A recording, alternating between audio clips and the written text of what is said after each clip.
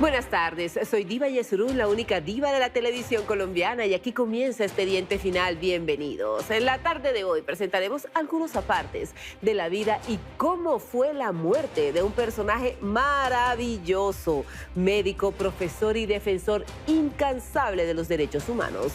Él convirtió la salud pública en un acto de amor y resistencia en una Medellín asediada por la violencia. Hablamos del señor Héctor Abad Gómez, padre del afamado escritor Héctor Abad Faciolice. Yo creo que de alguna manera él me estaba preparando como para que yo fuera capaz de ver su propia muerte. A él lo mataron porque estorbaba socialmente. No tenía miedo de decir lo que pensaba. Su pluma era implacable a la hora de denunciar algún hecho de corrupción. Fundó un periódico muy polémico llamado U235, que lo llevó a ser un líder en la comunidad y que hasta lo impulsó en su carrera política. Ese periódico iba a crear pues como una explosión, digamos, en la universidad y en la sociedad. Se convirtió en alguien incómodo para la sociedad. Trabajó incansablemente por los derechos humanos y esto lo llevó a volverse visible. Se formó como una especie de cadena. Al ser precisamente visible, sus palabras tomaban cada vez más fuerza. Eso generaba incomodidad en ciertos sectores y por eso precisamente le pusieron precio a su vida. A mi papá ya como que no le importaba nada. Ya como que, ay, que me muera. Para mí la vida siempre fue de colores. De pronto, hasta que lo mataron. Se atrevió a denunciar lo que muchos callaban. El 25 de agosto de 1987, su voz fue silenciada por las balas del odio. Hoy, precisamente en Expediente Final, revelamos la historia del hombre que murió por decir la verdad. Héctor Abad Gómez, bienvenido.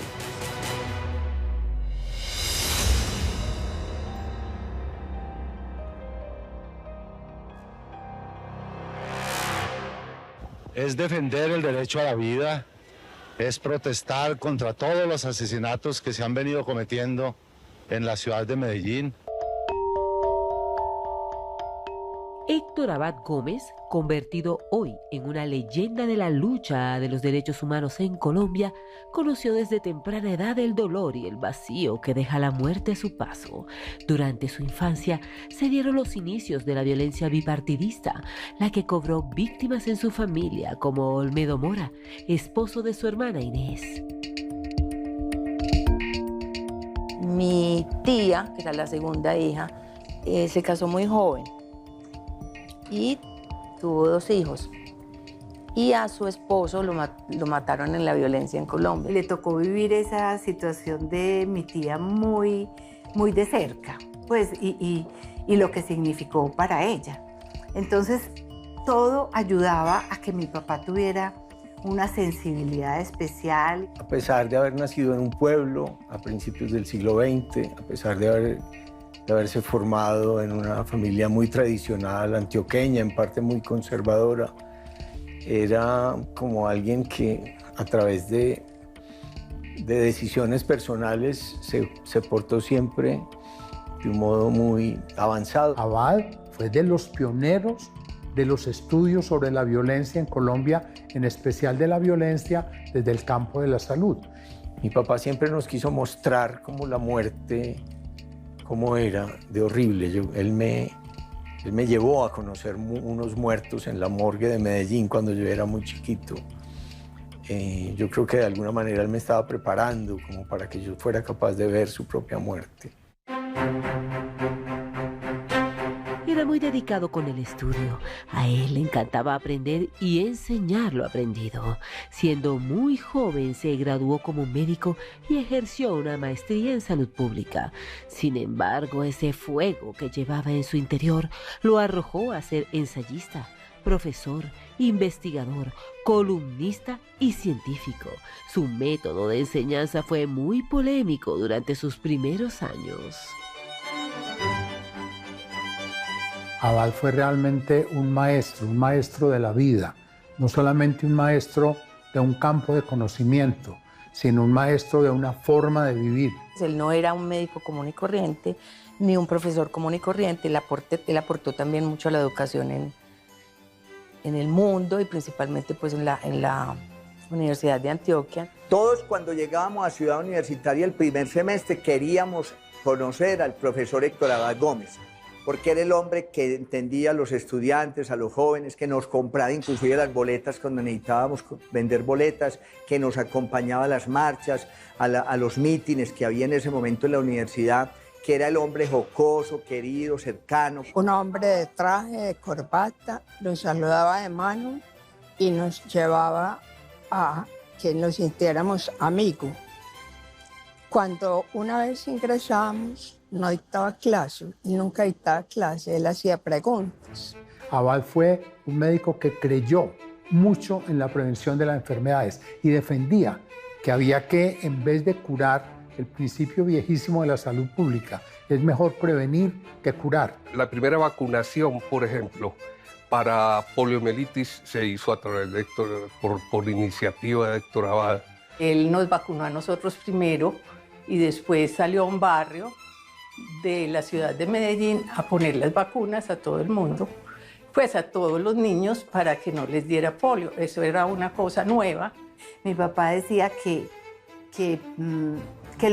lo fundamental era que todo el mundo tuviera aire, agua, albergue, abrigo y afecto, las 5 A's. Y vamos a salir a la calle a que miren los impactos que tiene el ambiente, la sociedad, las calles sobre la salud. Por ejemplo, nos llevó a conocer el basurero municipal. A los estudiantes yo les voy a enseñar cómo es de importante tener baño. Y tú les vas a enseñar a las mamás a lavarse bien las manos, si no tienen agua potable, que con seguridad no tienen en ese momento, pues cómo la hierven, cómo se hace un suero. Ir al barrio Moravia y conocer la pobreza y la enfermedad y la desnutrición y todo ese daño social que producen las inequidades. Un sector fuerte, digamos así, de los médicos clásicos de Antioquia no miraron con buenos ojos al profesor Abad, porque él encarnaba otra manera de ver y de hacer la medicina. Sus ideas eran de avanzada para unos y revolucionarias para otros, pero nunca pasaban inadvertidas. No en vano escribió casi 400 columnas para periódicos de la talla de El Espectador, El Tiempo, El Mundo, El Colombiano, El Correo y hasta Radio El Clarín. Él era un activista político, él realmente se metía en los problemas, se metía directamente, escribía en los periódicos, salía en televisión, le gustaba organizar manifestaciones públicas, marchas. Él creía en una política que la llamaba poliatría y que la definía como lograr que la política y la medicina y la salud pública curaran los problemas de la sociedad. En su visión él hablaba de que debíamos entender los problemas de salud de las poblaciones desde una mirada que reconociera las estructuras sociales, las características de la organización de la sociedad, que eran las que hacían que las personas y los grupos se enfermaran y murieran de una cierta manera. Fue secretario de Cultura y Educación y lideraba el Comité de Derechos Humanos aquí de Antioquia, con otros líderes sociales. En la sociedad antioqueña de ese momento, estamos hablando de la década del 60, del 70, del 80, que fueron los momentos en los que él más se proyectó. Realmente hay que reconocer que había sectores, digamos, de poder conservador muy fuertes. Especialmente cuando él pensó el problema de la violencia.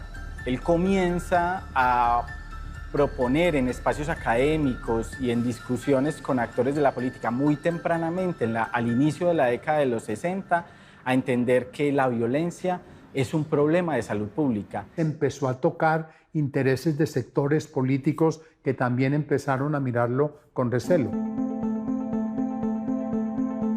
Al poco tiempo se lanzó con un periódico llamado U235, que se convirtió en la plataforma principal de sus denuncias.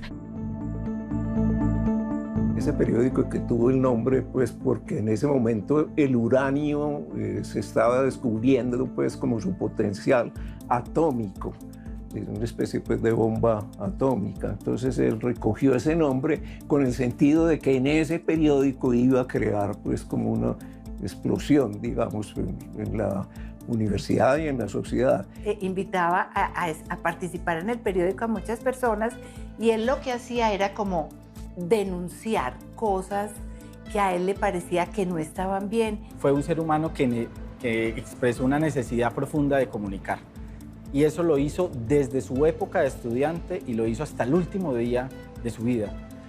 Escribió de muchas maneras, de forma prolija y de muchas, digamos que en muchos formatos. Y de hecho su primer artículo fue denunciando la contaminación del agua y la leche también, pero primordialmente en el agua, y cómo con esa agua contaminada pues producía muchas enfermedades, particularmente en los niños. Las denuncias que él hace en el periódico que fundó en ese momento como estudiante de la Facultad de Medicina lo llevan a un debate al Consejo de la ciudad. Recuerdo que una de sus columnas más importantes fue, y cosa que él trabajó mucho, fue que la violencia era una epidemia.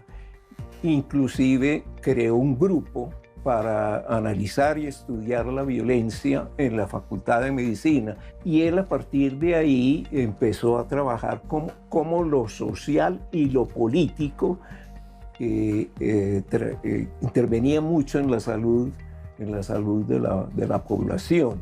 En su columna dominical, donde comienza en su rol de presidente del Comité de Derechos Humanos de Antioquia, hacer eco de la situación política del país. O sea, era una persona de ideas fuertes que trataba de impulsarlas y de defenderlas muchas veces retando a los demás, confrontando. Una de las denuncias que lo puso en la palestra pública fue el caso de la pedagoga y activista social Fabiola Lalinde, empleada del almacén Ley.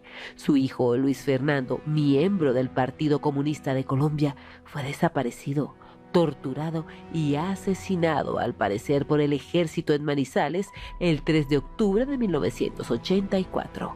Abad Gómez documentó su muerte, asegurando que fue el desaparecido número 329 en el país. Ella buscó a mi papá para que le tratara de ayudar. Y mi papá se conmovió inmensamente con la historia de doña Fabiola Lalinde, y no solo se conmovió, sino que le pareció, se admiró, porque le pareció una mujer tan valiente, una mujer tan admirable por lo que estaba haciendo, que le dijo, yo le voy a ayudar. Y comienza a preguntarle a diferentes actores del Estado, a los militares, a la institucionalidad del país, ¿dónde están los desaparecidos? Digamos que esto lo fue obsesionando más y más con las matanzas y con los exterminios de los años 70 y 80, bien sea el exterminio de la UP, los desaparecidos, la persecución política de los paramilitares. Él fue presidente del Comité de Defensa de Derechos Humanos en Antioquia, y a raíz de eso él visitó cantidad de comunidades, de poblaciones, de familias, oyéndoles sus cosas. Acompañaba personalmente a los juzgados, a las estaciones de policía, a las comandancias, a las personas para averiguar por sus parientes. Abad se apropió de este caso, lo denunció públicamente y publicó en el periódico El Mundo en 1979 una columna que se llama así, Yo denuncio, donde él señalaba que ese caso, ahí tenían participación los militares. Que, por ejemplo, escribió 2 artículos que yo me acuerdo sobre esa desaparición y sobre lo que él pensaba de esa desaparición, y que exigiendo, pidiendo, rogando que le dijeran a doña Fabiola dónde estaba Luis Fernando Lalinde. Pero igual que con eso lo hizo con campesinos, con gente de los barrios, con sindicalistas, él se volvió una voz de los que no tenían voz. Héctor Héctor Abad Gómez se volvió blanco de todo aquel que no quería ver su historial criminal publicado. Las amenazas comenzaron a ser cada vez más constantes para este hombre que lo único que buscaba era la defensa de los derechos humanos. Poco a poco él se fue metiendo cada vez más en el problema de la violencia como un problema de salud pública que él tenía que atacar pues como médico, pero también como activista social, y que él pensaba que a través de la defensa de los derechos humanos, por encima de todo, pues podía ayudarle al país. Cuando él se convierte en defensor de derechos humanos como presidente del comité, él lo que está diciendo a las autoridades es que aquí hay una situación de derechos humanos que es intolerable y que estaba causando mucho dolor y mucha violencia en Antioquia y en el país. Se había comprometido con la problemática social, histórica de este país y médica. Entonces, para la gente, él era un peligro. Esto yo creo que fue lo que articuló, generó ese clima que llegó a ser posible lo que al final, después de a mitad de los 80, ya con el surgimiento del paramilitarismo y el compromiso de los organismos de seguridad del Estado, generaron las condiciones propicias para que se cometiera esto que realmente yo creo que fue un magnicidio. Todo es tan absurdo que no hay como ni lágrimas, sino como un pensamiento de derrota.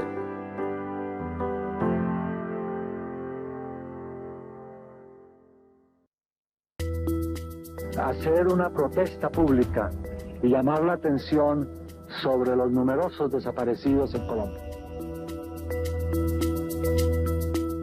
El canal Caracol está llevando hasta sus hogares la cronología de la muerte del médico, periodista, activista, columnista, político, líder social, esposo y padre de familia, Héctor Abad Gómez, un hombre muy valioso que centraba su vida en el amor a su núcleo familiar.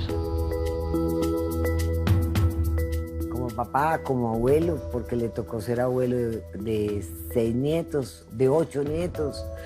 Y era una persona increíble, nos daba besos, que a las amigas mías pues el papá no les podía dar besos, mi papá nos daba besos, nos daba abrazos. Llegaba a la casa y la casa se alegraba, él siempre se reía, hablaba duro, era muy buen miembro de familia. Era una persona muy sabia y te sabía explicar de lo que tú quisieras, y yo era un pelado niño muy inquieto, que me encantaba preguntar y oír al abuelo conversar y enseñarme. Muy entusiasta, muy convencido de sus ideales, muy luchador por lo que creía. Muy liberal en el sentido más amplio de la palabra y de un trato muy generoso y amoroso con tanto como con sus alumnos, con sus amigos, con sus estudiantes, pero también dentro de la familia. A pesar de defender la vida, Abad Gómez batalló siempre contra la muerte. En 1971, la cuarta de sus adoradas 5 hijas, Marta Cecilia, quien tenía 16 años, fue diagnosticada con cáncer de piel. Marta Cecilia, que fue mi hermana, la cuarta hija, la que se enfermó, era también muy especial, porque era una niña muy linda, muy simpática, muy inteligente, que le iba muy bien en el colegio y fuera de eso cantaba muy bonito y tocaba guitarra muy bonito. Mi hermana le dijo, tengo un lunar acá que me está como sangrando. Mi mamá no tenía ni idea que eso era, pues que eso era importante, no le paró muchas bolas, imagínate, en esa época. ¿Y qué, Marta? ¿Qué tenés? Mírame, estoy llena de bolitas por todas partes. Yo, ni bolitas. Mostrame. Mira, entonces la toqué y estaba verdaderamente invadida de ganglios. Mi papá casi se muere. Nosotros, pues para mí fue muy duro también porque yo era compañera de ella. En mi grado ella estaba prácticamente muriéndose. Entonces empezaron a contemplar qué posibilidades había de que en algún país o en algún hospital o en alguna parte tuvieran algún remedio, y encontraron una información de que en Washington había un hospital especializado en cáncer de niños o de jóvenes y en ese cáncer específicamente. Él de todas maneras quería hacer un esfuerzo, aunque en el fondo de su corazón sabía que no había nada para hacer, y menos en esa época. Entonces le pidió prestado a la gente más conocida plata, como a los amigos, para que le ayudaran. Llegaron a Estados Unidos y en Estados Unidos les dijeron no hay nada para hacer, o sea, llévensela otra vez para Colombia. Me imagino que como padre lo que uno intenta es, ya que esta niña no va a poder vivir muchos años, pues que sus últimos meses sean lo menos triste posible. Y entonces empezó ya una historia muy dolorosa en que sí se tenía todavía la esperanza de que ella con la droga pudiera mejorarse, pero la condición de Marta ya estaba muy deteriorada. Y el 13 de diciembre se murió Marta. Para él, digamos que la muerte de mi hermana era como un fracaso de su gran ilusión, que era el progreso de la medicina, las bondades de la medicina, la promesa de que íbamos a vivir cada vez mejor. Cuando mi hermana se murió, a mi papá ya como que no le importaba nada. Ya como que, ay, que me muera. No me interesa nada, o sea, ya estos muchachos están grandes, ya que vean a ver qué hacen. Pero la muerte de mi hermana fue demasiado triste para él. Su esposa Cecilia Faciolince, madre de sus 6 hijos, vivía en una constante preocupación por su seguridad personal. Era una mujer muy piadosa y siempre lo encomendaba a Dios, mientras el nombre de su esposo ya estaba tachado en algunos medios de comunicación de Antioquia por tener tantas ideas revolucionarias. Yo creo que el mismo hecho de haber sido huérfana y de haber tenido que salir adelante por ella misma le dio un carácter y una capacidad de resistir y de recuperarse. Empezó a trabajar en una época que las mujeres no trabajaban y incluso en mi colegio decían, su mamá trabaja, pero ¿qué es eso? Eran de tal para cual, cuál más sonriente, cuál más agradable, cuál más simpático, cuál más servicial. Era impresionante ver esa pareja. Pero respetó que mi mamá fuera católica, la respetaba a morir. ¿Para qué tienes que estar diciéndole a todo el mundo que eres ateo? No, eres ateo, pero no le tienes que estar diciendo a todo el mundo que eres ateo. No tienes que pelear por eso. En la década de los 70, los 80, había un programa, La Hora Católica. En mi opinión era muy poco católica realmente, y desde allí señalaron y persiguieron durísimo al profesor Abad. Mi marido, que es mi marido todavía y que fue mi novio, le dijeron, no, con esa niña no, pues no se meta porque papá parece que es comunista. La Hora Católica lo denunciaba como marxista, comunista. Entonces, una sociedad bien conservadora como la antioqueña no resistía que hubiera un profesor libre, ¿cierto? Liberal, y que además enseñara, porque eso era un peligro. Entonces Abad se fue perfilando realmente como alguien, digamos, casi contrario a todos esos intereses, y lo fueron señalando y se creó un cierto estigma, haciéndolo ver realmente casi como un comunista. Las amenazas eran constantes. A la casa de la familia Abad Faciolince llegaban frecuentemente cartas intimidantes. Entre tanto, Abad Gómez continuaba con sus investigaciones y publicaciones de denuncia.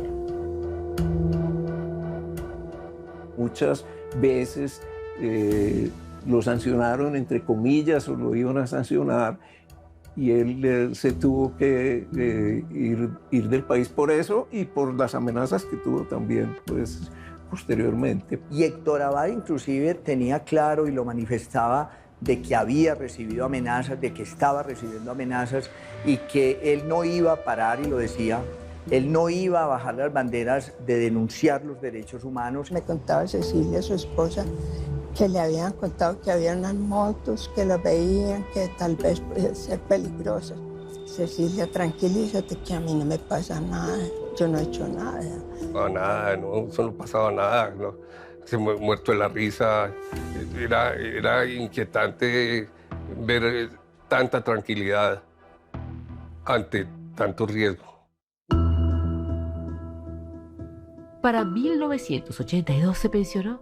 A pesar de esto, seguía vinculado a la Universidad de Antioquia. Lideraba marchas a favor de los derechos humanos, reclamaba por los múltiples desaparecidos, cuestionaba las acciones de la élite dirigente y alzaba su voz entre artículos y poemas.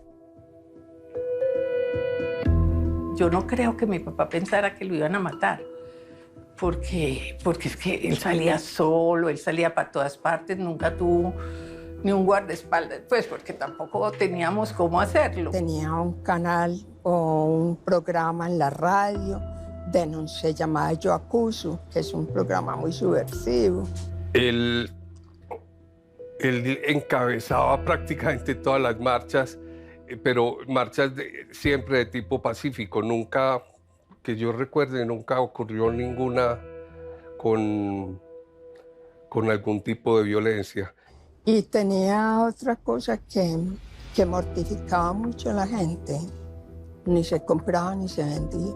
Sobre todo al final de su vida, él no medía las consecuencias y en ese sentido tenía una personalidad que tampoco hemos heredado, mucho más heroica y capaz de dar, de sacrificarse por sus ideales.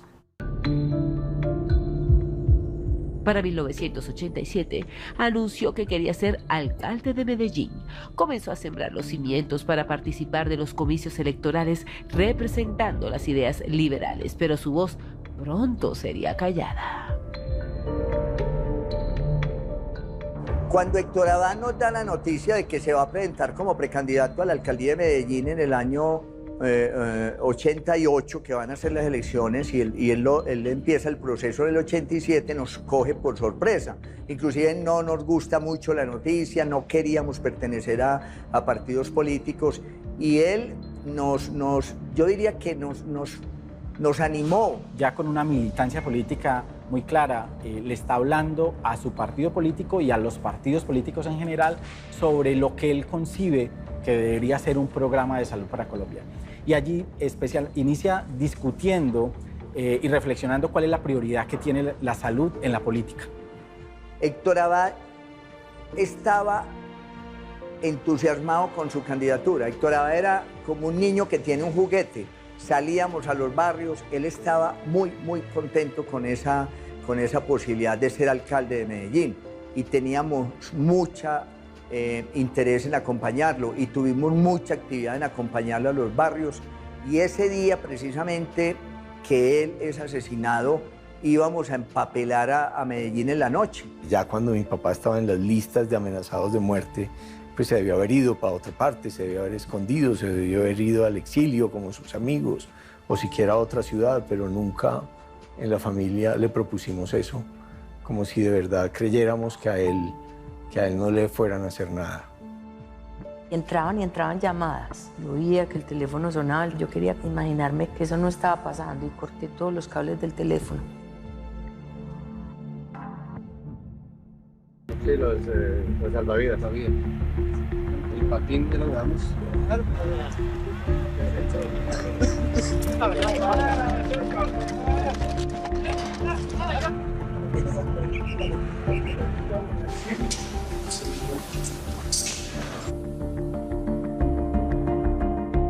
Desde el año 86 que yo recuerde, y luego se incrementa en el año 87 cuando coincide con la precandidatura de Héctor Abad, se incrementa absolutamente todas las amenazas, digamos los secuestros, las desapariciones. Fueron asesinados varios líderes sindicales. Recuerdo a Felipe Vélez, presidente de ADIDA.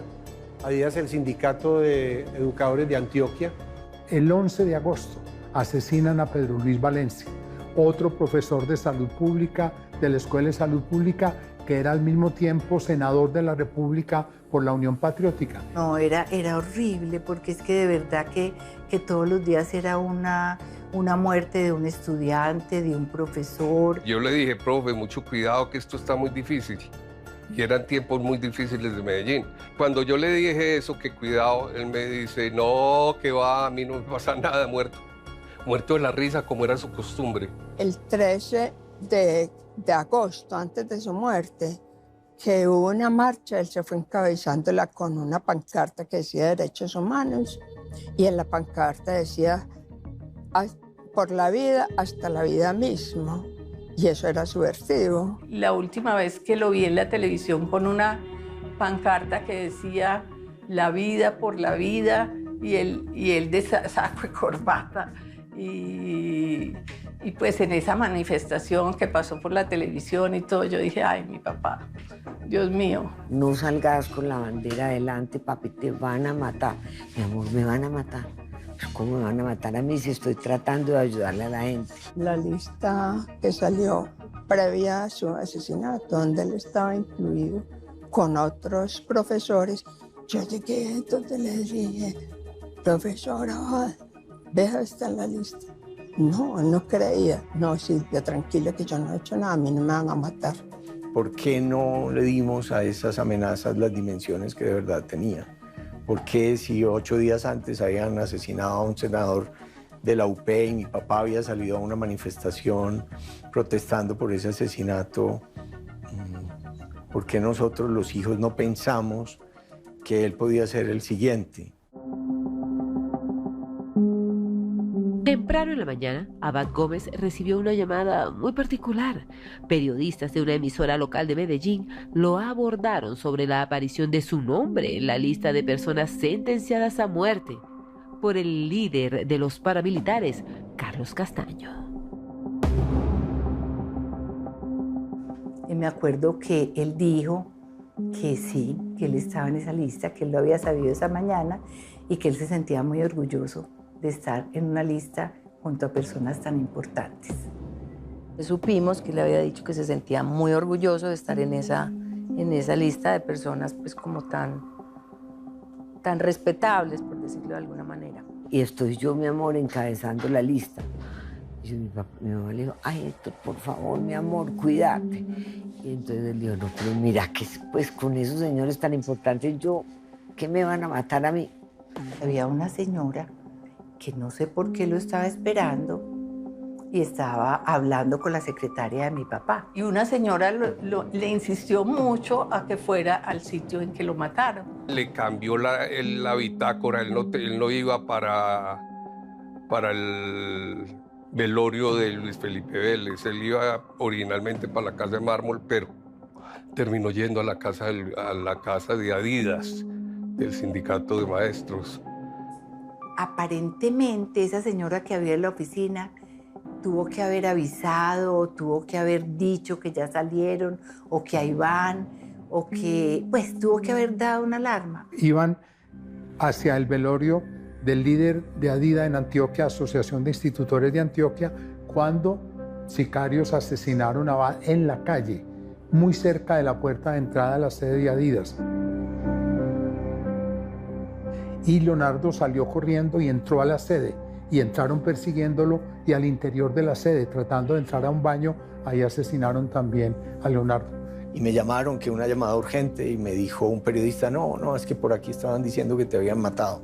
Y yo dije, es tan raro. Y entonces cuando colgué de inmediato pensé, bueno, si me están diciendo que me mataron, deben ser que mataron a alguien que se llama como yo, tiene que ser mi papá. Un amigo de nosotros entró, yo me acuerdo de los pies, de todo, y se paró al frente mío y me dijo, te traigo una mala noticia. Pasó una cosa muy horrible. Entonces le dije yo, ¿qué pasó? ¿Mataron a mi papá? Pues sí, mataron a tu papá.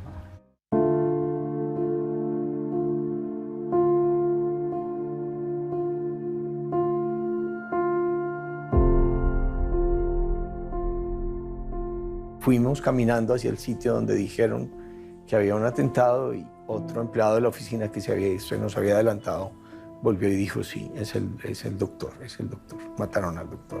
Eso fue durísimo, eso fue lo más duro que nos ha pasado en la vida. De hecho, yo creo que nos cambió totalmente a la familia. Esa escena del doctor Abad en el suelo y su familia rodeándolo y Cecilia conversándolo, creo que fue el dolor más grande para toda la gente. Yo oía que mi mamá decía, me lo mataron, me lo mataron, me lo mataron.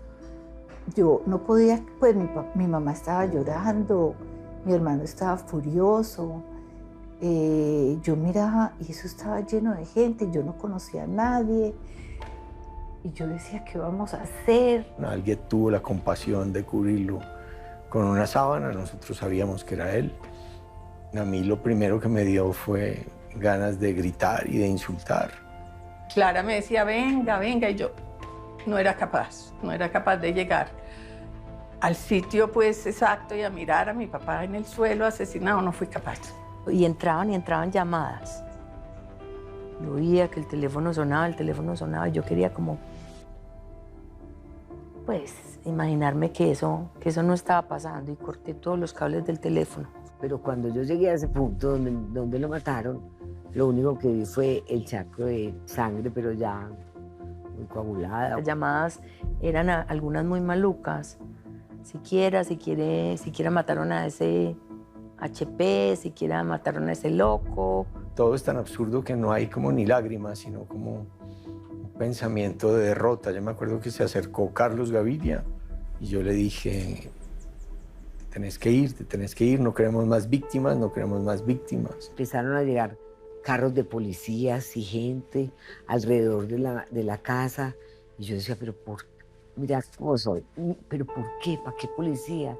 ¿Y para qué nos están cuidando? ¿Pero qué puede más pasar? Ya lo mataron, ¿qué más? Llegó la policía en un carro para llevárselo.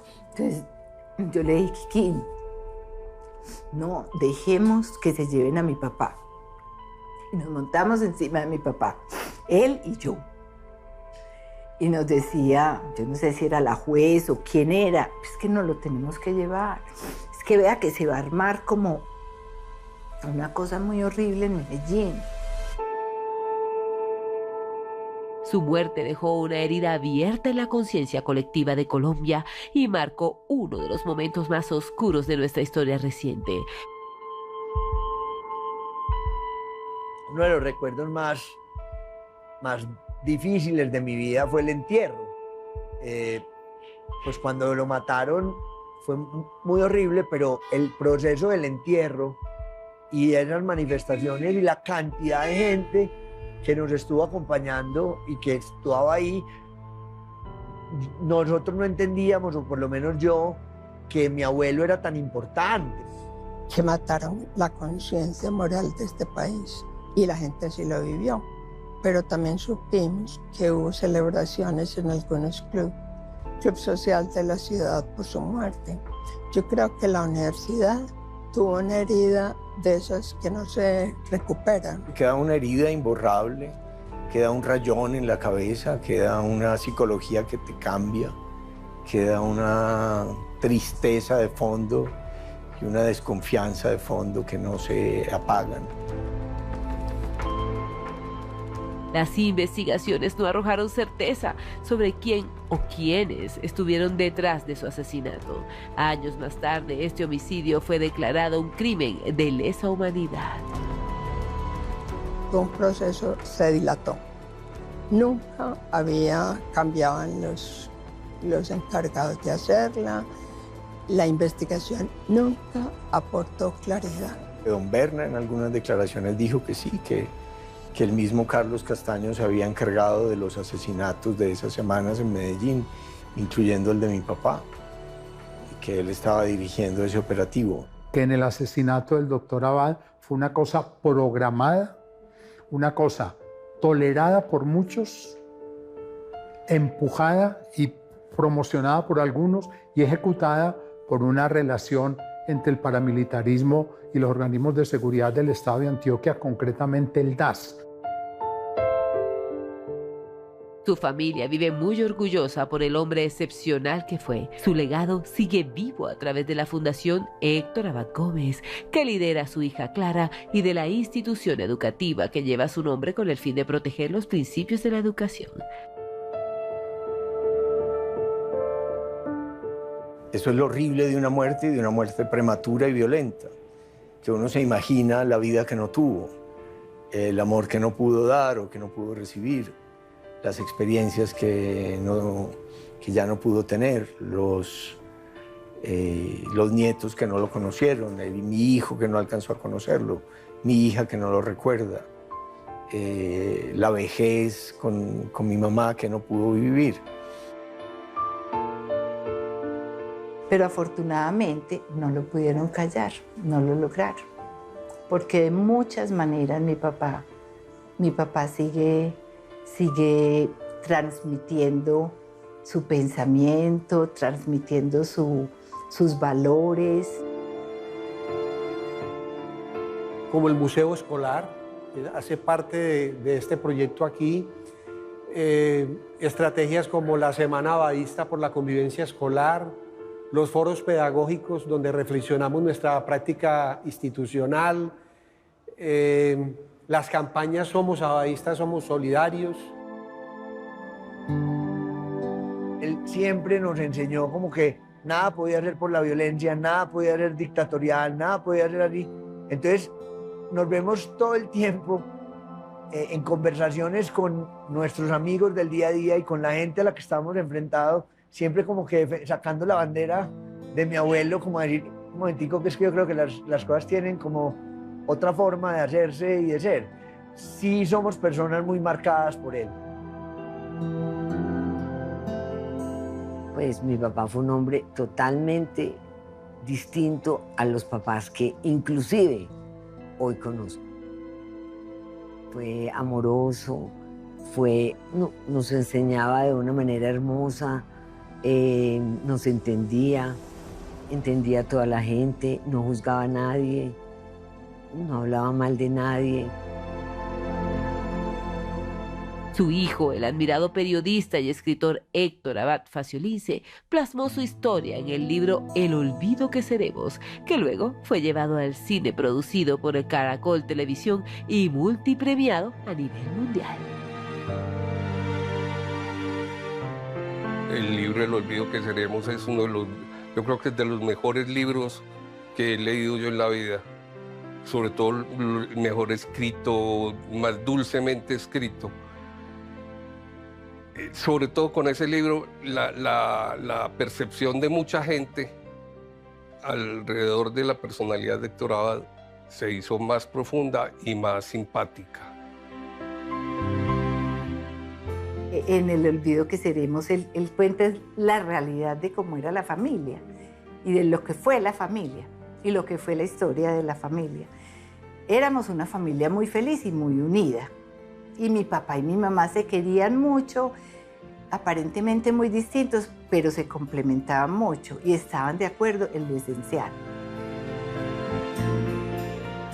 Cuando yo leí el olvido que seremos, que dicen ahí pues que pasamos de que la vida era de toda de colores y después era gris, te soy franco, yo solo viví el segundo pedazo y para mí la vida siempre fue de colores. De pronto, hasta que lo mataron. Todos estamos condenados a ser olvidados, pero uno puede tratar de postergar ese olvido a través de este tipo de cosas. Y como yo me he dedicado a escribir, pues lo hago con la escritura. Y no sé, de otra manera, mis hermanas con la corporación, hay maneras de recordarlo. Es reivindicar en sí la vida que la queremos y no la queremos perder. Y hasta aquí un capítulo más de Expediente Final. Gracias por acompañarnos y recuerden seguirnos en nuestras redes sociales. Estamos como @Expediente Final en Instagram y también en Facebook. Y por supuesto también pueden disfrutar de este y de todos nuestros capítulos en DTube y en YouTube. ¡Feliz semana para todos!